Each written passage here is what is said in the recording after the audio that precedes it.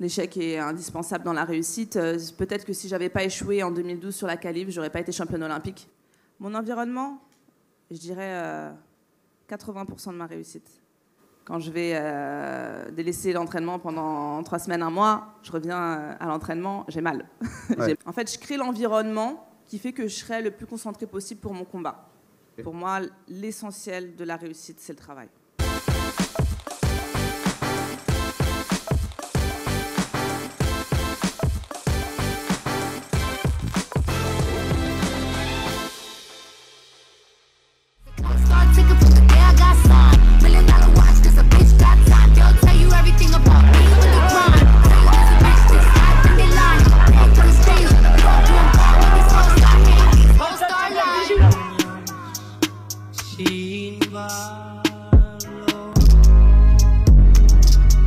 Ok, faites-lui un maximum d'applaudissements. Ouais, t'as vu ça? Comme sur le ring. Installe-toi, je vais te prendre le micro. T'as vu cet accueil quand même?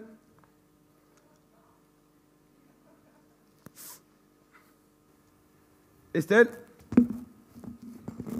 Estelle? 1, 2. Est-ce que tu peux te présenter?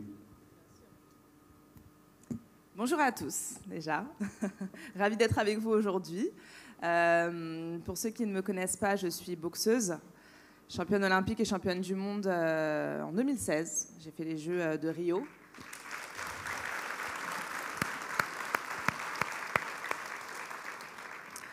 Derrière, je suis passée professionnelle et aujourd'hui, j'évolue toujours dans la même catégorie, en léger. Et j'ai une ceinture mondiale IBO et je suis en phase de réunifier les ceintures l'année prochaine. C'est mon challenge, mon objectif. Et puis de refaire les Jeux en 2024. Des bons objectifs, ça. Ouais. Est-ce que tu peux nous parler de ton parcours, justement? Ouais, bien sûr. Mon parcours... Alors, j'ai commencé la boxe à 12 ans. Ça fait quand même un moment que je boxe. Il faudrait que je songe à arrêter un jour. Mais j'ai commencé la boxe à 12 ans parce que c'était un peu... c'est un peu l'âge où on fait du sport, où on se cherche. J'avais fait des sports auparavant qui n'avaient pas forcément de rapport avec celui-ci, puisque j'ai fait beaucoup d'artistique, j'ai fait de la danse classique, j'ai fait du patinage artistique, de la natation. Enfin voilà, je suis passée un peu par tous les sports avant de vouloir faire un sport de combat. Et c'est le sport dans lequel je suis restée. C'est le sport qui m'a plu, qui m'a donné tout ce que je recherchais un peu, la dureté, l'engagement, la technique aussi. Donc, pour moi, c'était le sport le plus complet que je pouvais faire. Et j'avais vraiment l'impression de faire un sport, quoi. C'était dur. Je venais, voilà, j'avais vraiment l'impression d'être dans le dur dans ce sport-là. Et c'est aussi le premier sport dans lequel j'ai commencé les compétitions. Et je pense que c'est ça aussi qui m'a permis d'année en année de rester dedans, de continuer, parce que j'avais toujours envie d'aller plus loin derrière. Ouais. Donc ça, c'est le début. Je suis rentrée en équipe de France à 17 ans. 17 ans, je rentre en équipe de France. Savoir qu'à 17 ans, c'est l'année aussi du bac. Donc c'était un peu bouleversement, parce que quand on rentre en équipe de France, on nous apprend que pour être performant, faut s'entraîner tous les jours, il faut s'entraîner 2 fois par jour. Donc mon rythme a totalement changé cette année-là. En plus de ça, j'avais des examens importants à préparer. Mais voilà, ça me faisait kiffer d'être en équipe. Donc je continuais. Et derrière, j'avais la pression de mes parents qui me disaient c'est mieux que tu continues tes études parce que le sport, ça va vite te passer sinon. Et j'ai continué, j'ai obtenu mon bac, je suis rentrée en école d'ingénieur derrière. Et j'ai poursuivi des objectifs sportifs assez importants, puisque la boxe n'était pas olympique. Elle est devenue olympique en 2012. En 2008, on commence à en parler, ça ne l'a pas été. Elle est devenue olympique en 2012, donc je tente la qualif en 2012, que j'échoue, malheureusement. Derrière, un peu remise en question, est-ce que ça vaut le coup de le faire? Est-ce que ça vaut le coup de continuer? Parce que j'étais quand même dans des études assez engagées. Et puis, je me suis dit, allez, je suis jeune quand même, je peux bien essayer 4 ans de plus. Et 4 ans plus tard, je deviens championne olympique à Rio. 4 mois avant, il faut savoir que c'était les championnats du monde, que j'avais toujours une rivale qui me battait à tous les... Elle était irlandaise, donc elle était dans les championnats de l'Union européenne, dans les championnats d'Europe, dans les championnats du monde, elle était partout. Et à chaque fois, elle me battait. Ça m'a valu peut-être 2 ou 3 défaites, et donc des médailles de bronze et d'argent. Et au championnat du monde, je la rencontre à nouveau, je la bats 4 mois avant les Jeux, et puis je deviens championne olympique derrière. Et voilà, ça c'est le plus gros de ma story. Derrière ça, je ne sais pas si je continue la boxe ou pas. C'était mon objectif ultime, être championne olympique. Je voulais pas passer pro. Et puis c'est vrai que les victoires amènent des possibilités et on voit les choses différemment, on côtoie des milieux différents et on a des opportunités. Donc je me suis dit, allez, j'ai encore l'envie. J'ai fait un enfant entre deux et puis je suis passée pro. Et j'en ai fait un deuxième.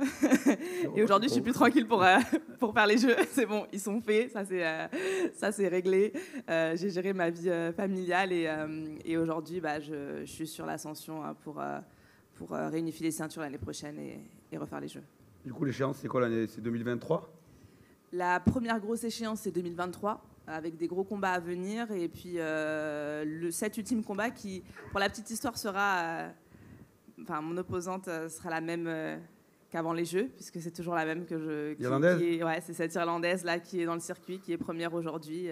Je suis 3e, donc on va poursuivre l'histoire en espérant que ça se passe comme ça s'est passé en boxe olympique. Et donc première grosse échéance en 2023 et l'ultime derrière en 2024. Comment tu as fait pour la battre la 3e fois? Qu'est-ce que tu as fait de différent? J'ai tout réorganisé. C'est difficile quand on est dans un truc qui fonctionne, mais bon, il manque quelque chose, mais ça fonctionne. C'est difficile de prendre des décisions où finalement ça pourrait un peu changer notre quotidien, ça pourrait peut-être ne pas marcher. 1 an avant les Jeux, il faut savoir que j'avais déjà ça en tête. Je me disais non, il faut que je commence à envisager de changer d'entraîneur, d'organisation. Je ne le faisais pas parce que finalement, c'est mon entraîneur avec lequel j'ai commencé depuis mes 12 ans et que ça se passait très bien et que je me suis dit, ça peut être mieux, mais ça peut être pire. Donc, j'avais beaucoup de mal à passer le cap et j'ai fini par le passer. J'ai changé de coach sur la dernière année olympique et c'est vraiment ce que j'avais besoin, en fait, d'une nouvelle vision, d'une nouvelle façon de travailler. Et c'est ce qui m'a permis de passer il ne me manquait pas beaucoup pour devenir la meilleure et c'est ce qui m'a permis un peu de me rapprocher de mon but. Et je pense que si je ne l'aurais pas fait, ça aurait vraiment été différent. Et comment tu vas la battre la prochaine fois? Beaucoup de travail. J'ai pas besoin de changer d'entraîneur, j'ai déjà changé, donc c'est bon, ça s'est réglé. Sur ma carrière pro, j'ai dû changer 3 fois de coach. Et là, j'ai une très bonne équipe. J'ai pris le temps. J'ai plus de maturité, plus d'expérience. J'ai pris beaucoup de temps pour démarrer cette carrière professionnelle puisque je suis passée pro en 2018, début 2018. Aujourd'hui, on est en 2022. J'ai eu pas mal d'interruptions puisque j'ai eu des interruptions. J'ai mon enfant, mon 2e enfant. Donc, ça m'a permis de faire les choses doucement et de m'entourer des bonnes personnes aussi. Le premier entraîneur n'était pas le bon, le 2e était pas mal, mais c'était pas la bonne situation. J'ai fait un tour un peu aux États-Unis et même si parfois on se dit que c'est bien mieux ailleurs, c'est pas toujours bien mieux ailleurs. Je pense quand on est dans la performance et dans la haute performance, c'est un peu tout qui joue. C'est la performance de son équipe, mais c'est aussi est-ce que cet environnement nous convient. Et même si j'avais une équipe hyper performante, peut-être bien plus performante que ce que je pourrais avoir en France, finalement, l'environnement ne me convenait pas. Donc, s'il y en a un qui pêche, ça ne marche pas. Il faut que tout soit au top, tout soit en haut. Et aujourd'hui, j'ai la bonne équipe, j'ai le bon environnement. Les choses se passent bien en termes de conciliation aussi de vie personnelle et de vie professionnelle. Donc, pour moi, il n'y a pas de raison que ça ne marche pas. Il suffit de travailler et ça ne peut que réussir. Tu parles de ton environnement, tu dirais que ça, sur une échelle de 1 à 10, quelle importance dans ta réussite? Mon environnement, je dirais 80% de ma réussite. Parce que c'est d'autant plus compliqué quand on commence à fonder sa famille, à avoir des enfants. On a des soucis supplémentaires dans la tête. Donc si tout ne se passe pas super bien, on peut être vite amené à penser à autre chose au moment où, en fait, pas du tout penser à autre chose. On est dans le dur, on est dans la compète. Donc pour moi, c'est 80% de ma réussite. Je sais que voilà, mes enfants sont là, ils sont gardés, ils sont avec telle personne, ça se passe bien. Demain, je dois partir m'entraîner une semaine à tel ou tel endroit, je pars. Je dois partir 3 semaines, je pars parce que mon organisation, tout a été mis en place pour que les choses se déroulent tout seul. Et alors oui, il y a le travail, il y a tout ça, mais je pense que s'il n'y aurait pas cette base solide, le travail serait bâclé et ne servirait pas à grand-chose. D'accord. Ok. Ouais. La boxe, pourquoi? Tu nous as un petit peu expliqué. Est-ce que tu pratiques un petit peu, toi, la visualisation? Alors, peut-être sans le vouloir. Parce que c'est pas quelque chose que j'ai l'habitude de faire. Il y en a qui se mettent dans leur monde un peu avant les combats, qui rentrent dedans. Oui, je rentre dedans, mais de façon différente. Pas par la visualisation, mais sans le vouloir, je dirais... peut-être que je le fais à travers... on va dire que j'ai des nuits un peu plus agitées à l'approche des combats. J'ai du mal à dormir parce qu'en fait, mon cerveau bouillonne. Mais c'est pas quelque chose de voulu, c'est comme ça. C'est peut-être aussi par ce mécanisme que j'ai depuis plusieurs années dans le haut niveau, où en fait, à 2 mois, on est dans telle phase d'entraînement, à 1 mois, on est dans telle phase, à 2 semaines, on se met dans sa bulle. Donc en fait, c'est tout le corps, tout le cerveau qui se conditionne automatiquement. On est vraiment automatisé. Et sans le vouloir, finalement, je rentre dans cette phase où on va commencer à visualiser aussi les combats des adversaires. Donc, on va y penser la nuit, on va y penser le jour. Au bout d'un moment, on ne fait quasiment que ça. Je mets les enfants de côté, même je mets la famille de côté. Et c'est ça qui fait qu'en fait, on ne va penser qu'à ça. Et j'allais dire justement, cette Irlandaise, tu rêves souvent d'elle? Non, réellement. Ça m'arrive, c'est bizarre, hein. Mais tu y penses, tu l'as en tête tout le temps? En fait, je l'ai en tête tout le temps. Et même quand je ne l'ai pas en tête à l'entraînement, les entraîneurs me le rappellent. À la fin que pense à l'Irlandaise quand tu cours, pense à elle. Donc oui, c'est l'objectif en fait. Donc j'y pense constamment, j'y pense à chaque combat parce que ce combat-là, je le fais pour ce combat-là. Ouais. Et c'est...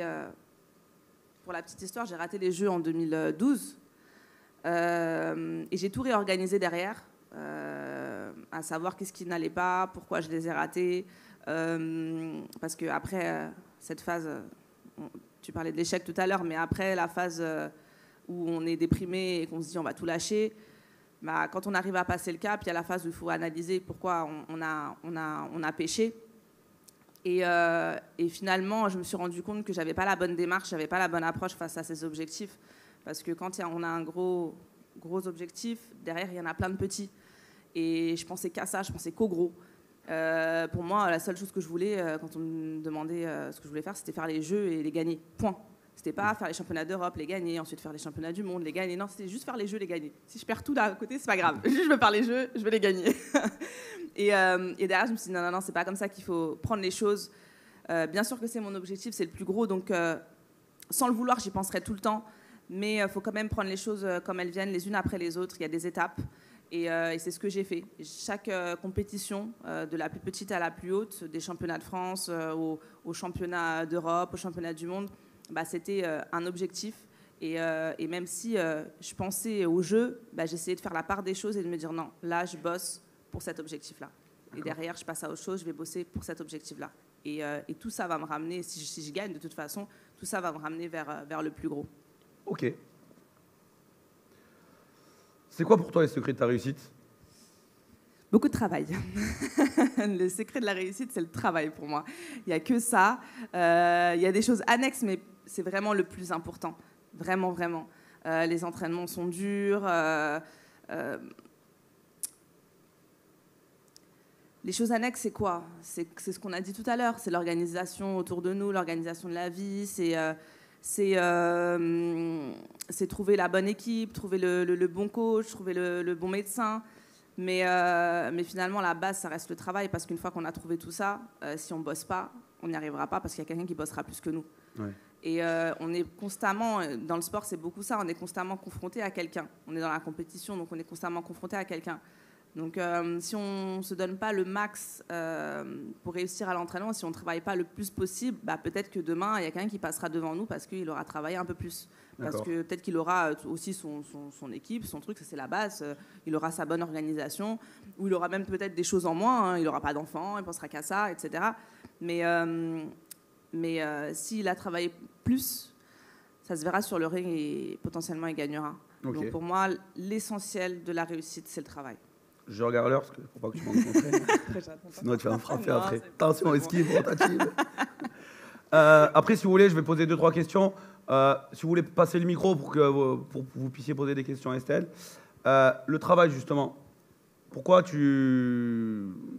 qui te fait tu arrives à endurer tout ça, à ne pas abandonner? Mon histoire, mon éducation. On ne m'a pas appris à abandonner déjà, d'une part.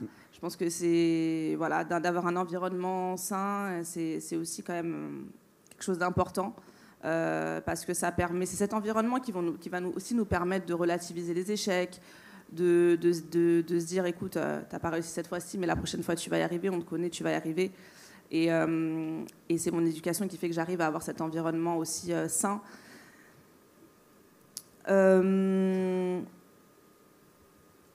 Ouais, c'est ça, c'est mon histoire, je dirais.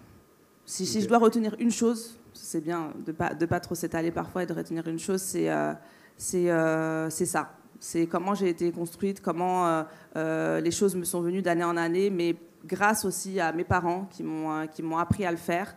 L'expérience aussi joue beaucoup, puisqu'on nous donne les bases et puis après on a notre propre expérience qui est essentielle, mais c'est ça qui m'a beaucoup aidée. D'accord. Comment tu gères la douleur? Je pose la question. Surtout dans un sport de combat, c'est une bonne question. Je fais avec. Je suis dans un sport de combat pour le coup, donc la douleur fait partie intégrante de notre sport. On prend des coups, il arrive que les combats ne se passent pas forcément comme on le souhaite, on sort avec des petits bobos. Faut prendre conscience que ça peut arriver. Voilà, déjà. J'ai toujours dit, si on n'aime pas les coups, on ne fait pas de boxe. Il faut savoir où on met les pieds.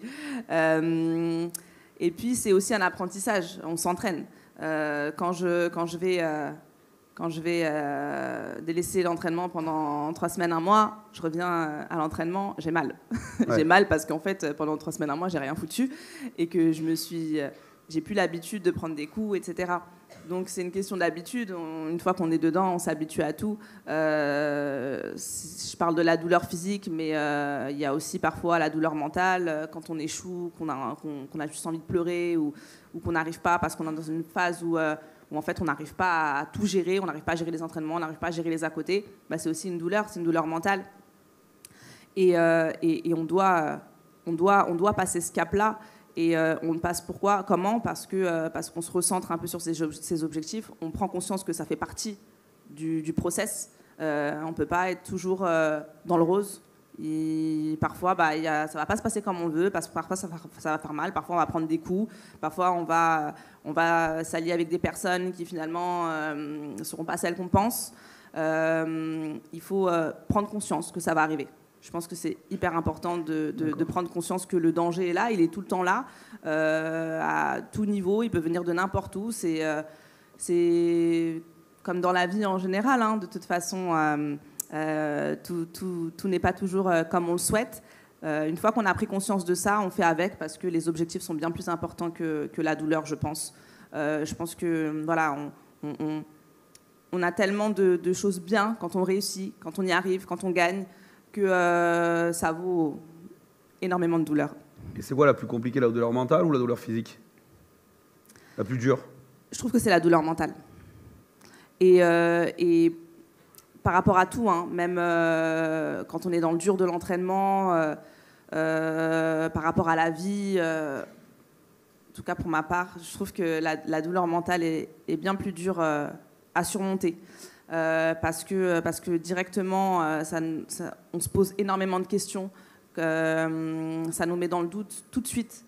Et une blessure, voilà, elle est là, il y a la blessure, on sait qu'on va avoir tant de temps d'arrêt, et il y a un process qui se met en place derrière, il y a les médecins qui viennent, on est soigné, on a le temps de guérison, mais quand c'est mental, on ne sait pas vraiment combien de temps ça va prendre pour s'en remettre. Et peu importe les douleurs, ça peut être des douleurs sportives, des douleurs personnelles, peu importe les douleurs, on est livré un peu à nous-mêmes. Donc on n'a pas cette vision, on va nous dire, écoute, tu as eu ça, je sais pas, quel exemple je peux donner j'ai un bon exemple. J'ai divorcé il y a 1 an, donc ça c'est un bon exemple. On ne va pas nous dire, dans 2 mois, normalement, dans le procès du divorce, dans 2 mois, tu devrais t'en remettre. Tu prends tel médicament et tout devrait bien se passer. Non, c'est des choses qui font partie de la vie et ça dépend de soi, de sa capacité à surmonter les choses. Ça dépend aussi, comme je disais tout à l'heure, de son environnement, de ces gens qui vont nous soutenir et qui vont nous dire, écoute, ça s'est passé comme ça, mais c'est pas grave, demain ça se passera autrement. Et c'est quelque chose en fait le temps derrière de récupération, on ne le maîtrise pas. Donc pour moi, c'est ça qui est difficile. Quand on ne maîtrise pas quelque chose, quand on ne maîtrise pas le timing, c'est un peu plus compliqué. Ok, redis-moi juste à quelle heure il est ton train. 10h50. On est large. Il faut maîtriser le temps, là. Trop large. En plus, j'ai vu tes vidéos, tu cours vite. La gare, c'est à 3 minutes. Non, c'est 10h06. J'ai des gros talons aujourd'hui, on va éviter de courir quand même. La montre, elle est bien à l'heure, c'est bien 10h06, juste confirmez-moi. Oui. Tranquille. Tranquille, on a le temps. Est-ce que tu... j'ai besoin... À 250 cerveaux, on peut réussir un truc. Juste dites-moi quand il est 10h35. T'es témoin, c'est plus de ma faute. Maintenant, tu te débrouilles avec eux. Est-ce que tu penses déjà à ton après-carrière ? Oui, complètement. J'y ai toujours pensé. Ça, je pense que c'est propre à chacun. Après, à un certain stade et à un certain temps, je pense qu'il faut que tout le monde y pense. Moi, j'y ai toujours pensé, c'est propre à moi. J'ai fait mes études. J'étais déjà en équipe de France quand j'ai fait mes études. J'aurais très bien pu me dire, ça marche bien pour moi, j'arrête. Je ne l'ai pas fait parce que je me suis dit, non, il y a l'après. Il y a l'après et j'ai pas envie d'être en galère, en fait, quand j'arrêterai. J'ai vu plein de sportifs qui font durer les choses alors qu'ils sont en fin de carrière depuis peut-être 2-3 ans et qu'ils n'y arrivent plus, mais ils font durer les choses parce qu'en fait, ils n'ont rien à faire derrière. Et j'ai absolument pas envie de me retrouver dans cette situation-là. Donc, même avant de rentrer en équipe, j'y pensais. Les choses se sont bien passées pour moi, donc j'ai continué dans mon sport. Aujourd'hui, j'y pense encore. Mais aujourd'hui, c'est parce que, pour le coup, je vais commencer petit à petit à me rapprocher aussi de cette fin de carrière. Donc, c'est plutôt normal de le faire. Je pense que ça permet de mieux vivre le pendant, de penser à l'après et de se dire si demain ça se passe, ça me réussit vraiment plus, si ça me plaît vraiment plus, j'ai ça qui m'attend. Et ça permet de faire les choses pleinement. D'accord. De penser à l'après, je trouve. Et toi, tu es diplômé ingénieur ? Oui. Tu vas repartir dans ça ou tu as une autre idée de reconversion ? Je ne vais pas forcément repartir dans ça. Parce que gagner les jeux, ça ouvre plein de portes. C'est pour ça que j'ai appris à arrêter de planifier les choses longtemps à l'avance. J'avais toujours tendance à, dans 10 ans, je vais faire ça, dans 15 ans, je vais faire ça, dans 20 ans, je vais faire ça. Et au final, rien ne se passe jamais comme prévu. Et oui, les jeux m'ont ouvert plein de portes et je découvre des choses qui me passionnent. Je côtoie différents milieux. J'apprends aussi de mes échecs. J'ai eu des expériences. Tu parlais tout à l'heure d'entrepreneuriat. J'ai eu des expériences d'entrepreneuriat qui n'ont pas forcément marché. Et ça me reconcentre vers ce que je sais faire. Et pour l'instant, le sport me réussit plutôt bien. Donc sûrement, je poursuivrai sur cette voie. En tant que coach, tout le monde me dit, tu vas faire coach ? Non, je n'ai pas du tout envie de faire coach, mais il y a plein de choses qui existent dans le sport. Et il y a plein de possibilités, il y a plein de choses nouvelles qui me plaisent. Donc pas forcément en tant qu'ingénieur. Mais je ne regrette pas d'avoir fait mes études parce que ça m'a permis de me structurer, d'être structurée dans ce que je fais. Et ça m'a beaucoup aidé dans ma vie de sportive. Ok. Ton rapport à l'échec, t'en as un petit peu parlé, mais comment tu vois la chose, toi ? Je trouve que c'est essentiel dans la réussite. L'échec est indispensable dans la réussite. Peut-être que si j'avais pas échoué en 2012 sur la qualif, j'aurais pas été championne olympique, mais j'aurais juste été médaillée bronze, par exemple. Pour moi, c'est vraiment, ça fait partie intégrante du process de réussite parce que on réfléchit autrement, on analyse en fait tout ce qui n'a pas été. Donc on va mettre de côté déjà pas mal de choses qui n'ont pas marché. Alors que si on réussit, pourquoi on se poserait les questions, pourquoi on remettrait en cause les choses ? Tout va bien. Ouais. On n'a rien à remettre en cause. Alors que quand on perd, quand on échoue, c'est là où on va commencer à se poser les questions, on va remettre en cause les choses et on va analyser les choses une par une. Qu'est-ce qui a marché, qu'est-ce qui n'a pas marché ? Alors oui, les choses qui ont marché, on va les garder, mais les choses qui n'ont pas marché, on va les mettre de côté. Donc on se dirige de plus en plus, après un échec, vers quelque chose vers quelque chose qui marche. Tu apprends plus après avoir perdu ou gagné un combat? J'apprends plus après avoir perdu un combat. Parce que, comme je l'ai dit, derrière, il y a tout ce processus qui se met en place où bon, il faut prendre le temps aussi de digérer la défaite. Hein. Ce n'est pas forcément simple. Je ne dis pas que derrière toutes mes défaites, je suis revenue sourire aux lèvres et je me suis dit non, c'est pas grave, j'y vais. Non, non, non. Moi, après 2012, je voulais arrêter. Ça m'a pris plusieurs mois pour me dire non, écoute, je vais repartir. J'ai aussi puisé dans ce que j'avais, dans les gens qui étaient au plus proche de moi, qui m'ont permis de me remobiliser, de me remotiver, parce que peut-être que si j'avais pas ces personnes-là, en fait, aujourd'hui, je serais dans un bureau en tant qu'ingénieur et j'aurais pas vécu tout ce que j'ai vécu. J'en perds ta question. Redonne-moi ta question. Des fois, je me laisse aller, je parle. Juste la question qui est ton rapport à l'échec. C'est ton rapport à l'échec. Non, mon rapport à l'échec, il fait partie en fait de mon entraînement. L'échec fait partie de mon entraînement. J'ai jamais plaisir à perdre. C'est quelque chose, c'est toujours une épreuve pour moi.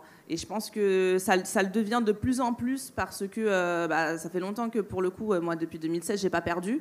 Donc je vais me rechallenger dans des choses, je vais rentrer dans des combats très difficiles, je vais repartir sur des Jeux Olympiques. Les Jeux Olympiques, il faut savoir que ça n'a rien à voir avec le monde professionnel. Il y a beaucoup d'échecs pour le coup. Il y a des combats qu'on fait et qu'on va perdre parce que ça fait partie de l'entraînement, parce que c'est juste pour faire des combats.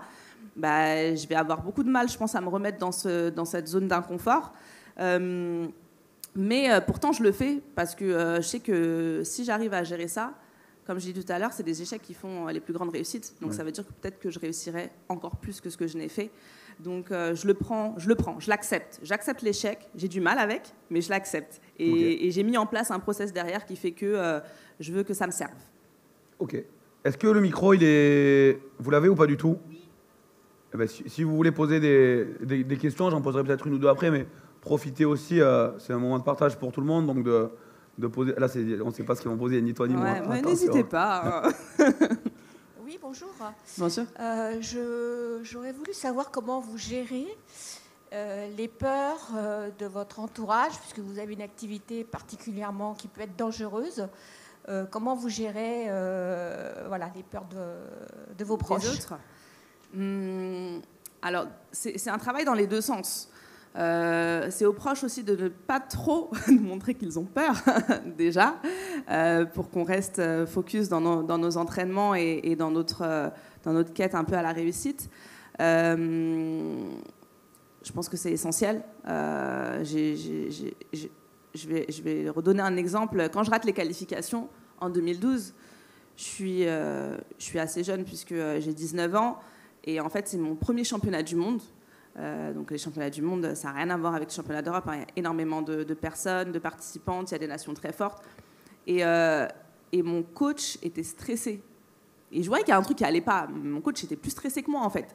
Et franchement, après coup, je me suis dit, mais s'il aurait été moins stressé, il aurait moins peur pour moi, peut-être que j'aurais eu ce petit truc qui fait que, en fait, j'aurais rien calculé et je serais allée à fond et peut-être que j'aurais même gagné, quoi. Donc c'est un double travail. C'est aux proches de faire l'effort aussi de prendre sur soi et de je sais pas, de s'enfermer dans leur chambre s'ils n'arrivent pas à prendre sur soi. Et puis à nous aussi de rester concentrés. Il faut rester concentré dans son objectif. Quand je monte sur le ring, il y a plein de choses qui peuvent m'affecter. Quand je m'entraîne, il y a plein de choses qui peuvent m'affecter. Mais au bout d'un moment, faut être un peu égoïste et se dire, voilà, c'est ma performance qui compte. Peu importe ce qui se passe à côté, peu importe ce que telle ou telle personne pense, il faut vraiment que je ne prenne en compte que ça, que ma performance. À un certain moment, on n'a pas le choix. Il faut être égoïste et plus faire attention à ce qui se passe à côté. Ok. Bonjour Estelle, merci beaucoup pour ce témoignage. Moi j'ai une question en fait, au moment où tu rentres sur le ring, parce qu'en fait il y a vraiment, on voit vraiment en fait nous en tant que conseiller immobilier, au moment où on rentre sur le ring de l'appel téléphonique et de la pige téléphonique, donc il y a vraiment une ressemblance. Quel est l'ancrage, quelle est la routine, un ancrage particulier que tu as au moment où tu es là, tu es sur le ring et tu sais que tu vas combattre? Quand je rentre sur le ring, Alors, il y en a qui ont des gris-gris, il y en a qui ont des trucs. Moi, je ne veux pas avoir tout ça parce que le jour où tu l'as pas, c'est la catastrophe. J'ai juste... je me concentre. La concentration, encore une fois, c'est quelque chose d'hyper important. J'essaie de me mettre dans ma bulle. Je préviens tout le monde, c'est parce que parfois, il y a des personnes extérieures aussi qui sont là, qui veulent nous encourager, qui veulent nous donner de la force. Mais ces personnes, elles ne sont pas du tout dans le même état d'esprit que nous. Elles sont plus dans un état d'esprit joyeux. Elles vont voir un combat. Non, moi, je vais faire le combat. Je ne vais pas voir un combat. Je ne vais pas partir dans tel endroit parce qu'il est sympa et je vais profiter de la piscine. Donc, il faut vraiment faire la part des choses et rester concentré, se mettre dans sa bulle. Je commence à me mettre dans ma bulle déjà 2 semaines avant l'échéance. Je vais commencer à me concentrer. Voilà, je refuse toutes les interviews possibles, tout ça. Je mets de côté parce que ça peut me distraire. En fait, je crée l'environnement qui fait que je serai le plus concentré possible pour mon combat. Voilà, c'est quelque chose qu'on apprend à faire petit à petit. Qu'est-ce qui nous convient? Est-ce que ça marche? Est-ce que ça marche? Moi, j'ai créé mon environnement à 2 semaines du combat. Voilà, j'ai des choses que je refuse totalement, alors que par le passé, je les acceptais peut-être, mais j'ai vu qu'en fait, ça me